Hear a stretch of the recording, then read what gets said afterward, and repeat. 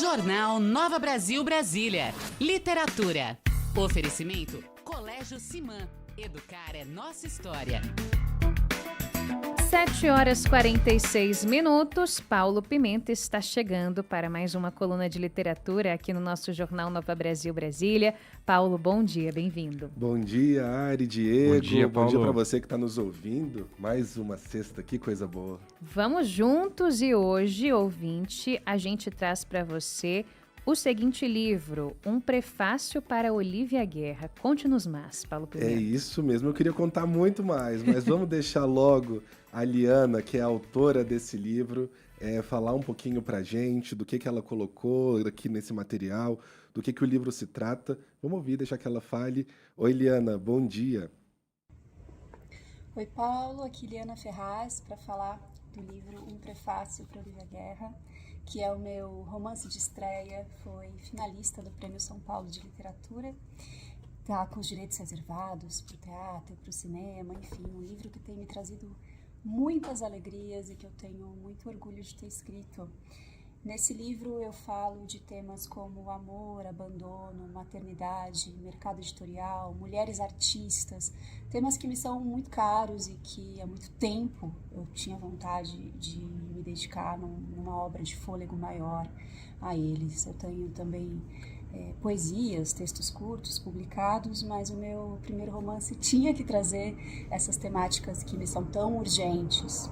E para falar um pouquinho disso, trago uma personagem que me acompanha há mais de uma década, que é a Maristela, que ganhou uma premissa e um formato que me permitiu tratar desses assuntos com uma liberdade de linguagem que eu queria tanto. Esse é um livro que tem uma escrita que é experimental, então eu tenho aqui cartas, trechos de diário, prosa poética, vou experimentando essa linguagem ao longo da obra e para isso eu tenho aqui um pano de fundo que me permite esse tipo de ousadia, de risco, né?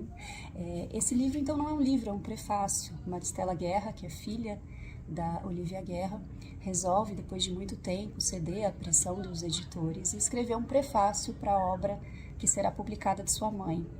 Aí, quando ela vai responder ali ao pedido do editor para um prefácio de qualquer tamanho, o tamanho que for mais confortável para ela devolve 190 páginas, onde ela vai contar a história, ela vai dizer como é ser filha de uma poeta que ficou conhecida graças a uma grande tragédia, como é ser filha de uma mulher que foi reconhecida póstumamente como tantas artistas foram, como é ser filha depois de ter visto a tragédia que culminou na morte da mãe e que fez com que ela fosse elevada a esse Olimpo literário. É uma história contada com muita honestidade pela minha protagonista, pela Maristela, mas também com muita poesia.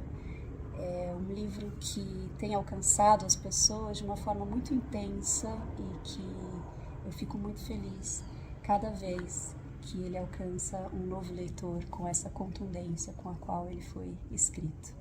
Muito obrigada pela companhia de vocês. Obrigado, Liana. E é isso, a história desse livro, né? Um prefácio para Olívia Guerra vai contar a história escrita pela Maristela, que é filha dessa autora. A Olívia, a mãe, ela acaba se jogando da varanda quando a Maristela tem só 8 anos de idade. E depois de muito tempo, ela começa a ficar famosa pelos escritos dela, como a Liana colocou ali na fala dela, um reconhecimento póstumo, assim como acontece com várias artistas. E aí o editor pede para que a Maristela, a filha, escreva um prefácio para essa coletânea que vai acontecer do livro ali, né? A coletânea das poesias e tudo. E ela escreve contando a história verdadeira da mãe ali, da relação entre elas, né? Não só um prefácio ali de 2, 3 páginas, como a gente costuma ver nos livros, mas um prefácio de 190 páginas. E ela começa assim, ela diz o seguinte: prezado editor, com satisfação escrevi esse prefácio, não por ela e muito menos pelo Senhor. Não considero um excelente livro este. Não considero também que ela seja uma grande poeta. De qualquer forma, é minha mãe. Foi preciso tempo para que as coisas pudessem ser contadas. Chegou o tempo, contei. Eu sou um poema sem fim, e sem ter quem leia para criar fim. Sou, portanto, a obra-prima de Olívia Guerra, se pensarmos em termos de performance, de construção complexa, de camadas afetivas e subjetivas. Sou eu, a filha, o resto da folha sempre por construir. Sua obra mais tola e mais genial. O livro que vocês me enviaram, estes poemas soltos, eu já conhecia. Tenho todos aqui, escritos à mão e guardados a 7 chaves. São prestigiados o suficiente para que os senhores troquem por mármore os granitos de suas bancadas. Os senhores. Ah, os senhores. O que querem de nós, os senhores? Qual obra e qual corpo? O corpo morto de minha mãe, talvez. Nesta autópsia infinita, este suspense lucrativo revirando vísceras em busca de quem a matou? Caramba. E aí ela começa desse jeito, com uma carta para o editor, e vai tocando o livro, que vai falar ali sobre essa relação da maternidade, fala sobre as artistas, sobre o feminino, sobre ser mulher também nesse contexto. É um livro incrível, eu estava super ansioso para ler esse livro da Liana Ferraz e finalmente consegui. A Liana, que é uma grande escritora, ela inclusive incentiva bastante a escrita, Diego. Ela tem um grupo chamado, já deixo até aqui para os nossos ouvintes, chamado Escrita Matinal, onde todos os dias da semana, 4 vezes por semana, de 8 da manhã às 8h30, as pessoas se reúnem online para fazer algum dispositivo e para incentivar a escrita ali. Então isso é muito bacana, quem quiser procurar e saber mais, está lá no Instagram, Escrita Matinal, Liana Ferraz. E eu acho que ela também traz um pouco dessa poesia e desse incentivo, não só à escrita, mas também à literatura nesse livro, que com certeza merece as indicações de prêmios, né? Um prefácio para Olivia Guerra. Ô Paulo, para o nosso ouvinte que às vezes não está muito acostumado, o prefácio é aquilo que vem no comecinho do livro, que geralmente é bem pequeno. Exato. Normalmente o prefácio também é escrito por uma outra pessoa, convidada, né? Que vai contar ali um pouquinho da visão dela, um pouco do que o livro se trata. E eu acho que isso é muito interessante. Paulo, você, quando a gente ouve a fala da Liana, ela trazendo um pouco da história do livro e tudo mais, ela diz que esse livro tem tocado de uma maneira muito intensa as pessoas que o leram, né? De que forma, em que lugar esse livro te alcançou, assim, na sua avaliação? Eu peguei um pouco desse livro como um luto muito grande, assim, também, né? Acaba que ela está contando sobre essa relação com a mãe, você vê ali de uma forma tão crua como ela coloca, porque você imagina que vai se falar de uma artista e que você vai exaltar, vai falar coisas muito bonitas, mas ela destrincha ali, ela abre completamente a casa das duas para poder contar um pouco sobre essa mãe, sobre essa relação, sobre o que ela passou, as perdas, os ganhos, tudo isso que ela teve ali. Então, eu acho que isso foi o que mais me marcou ali, Ari. Sensacional. 7h53, então nossa dica de hoje na coluna de literatura é Um Prefácio para Olivia Guerra, livro de Liana Ferraz. Adorei, hein, Paulo? Arrasou. Eu quero trazer uma provocação para o Paulo Pimenta hoje. Paulo Pimenta, a gente comentou esses dias aqui, semanas atrás, no jornal, do filme Vitória, da Fernanda Montenegro, que assisti um filme belíssimo, uma atuação esplendorosa da gigante Fernanda Montenegro, mas muitos, inclusive eu, acharam o filme em alguns momentos parado demais, né? E aí a gente fez uma reflexão aqui de será que o filme é parado demais ou a gente que está agitado demais, essa nossa ansiedade de cada dia em que a gente quer ver logo as coisas acontecer. Na literatura, como é que é isso para você, Paulo? Você que é o nosso maestro aqui da literatura, o nosso guru. Você sente isso também nos livros? Assim, será que as pessoas às vezes estão inquietas para ler um livro porque um livro, entre aspas, demora? Porque dá para dizer isso em menos palavras? Que enrolação?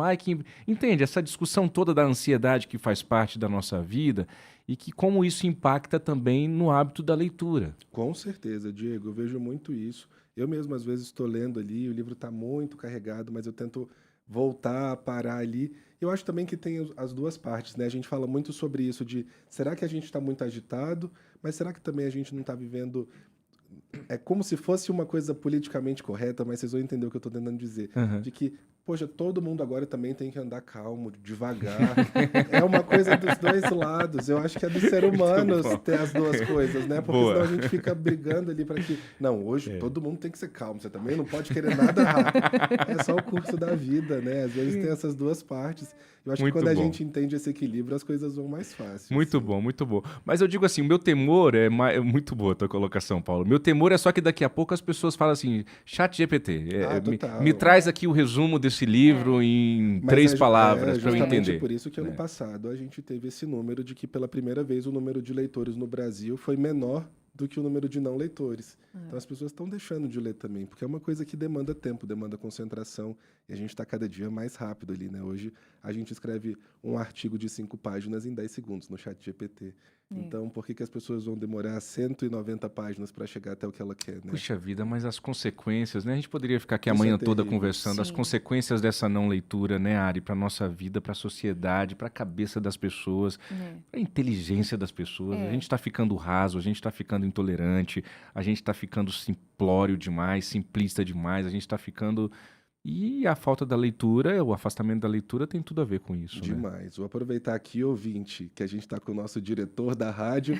Vamos explorar esse assunto, Diego Amorim. Vamos promover alguma coisa para a gente falar sobre essa literatura aqui. E eu acho que é interessantíssimo a gente falar sobre isso também, com bastante tempo, com um psicólogo para poder comentar sobre isso, né? Outras pessoas, fazer uma coisa...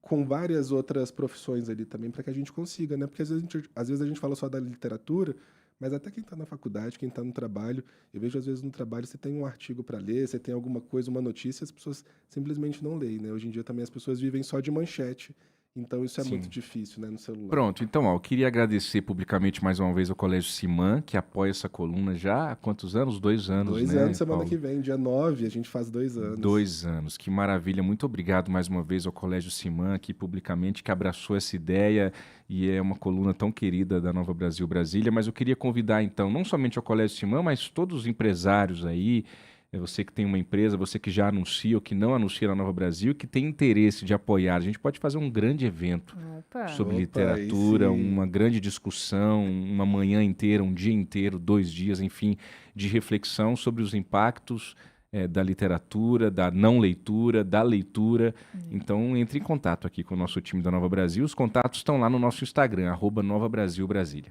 Lembrando que esse vale de incentivo, a gente já falou aqui também, que ler é igual ir para academia. Às vezes está meio difícil, a gente se força. Claro que também quando você sente que não combinou com aquele livro, talvez não vale a pena insistir tanto assim, mas é um esforço, não é? É um bom hábito que para a gente adquirir, a gente tem que muitas vezes persistir e às vezes se forçar um pouquinho também. O Diego Amorim, eu tô no pé para saber sobre a leitura. A gente não vai falar sobre isso hoje, vou deixar mais para frente. A Ariane, eu tô entendendo que tá lendo muito contrato de casamento, então eu tô dando uma colher de chá.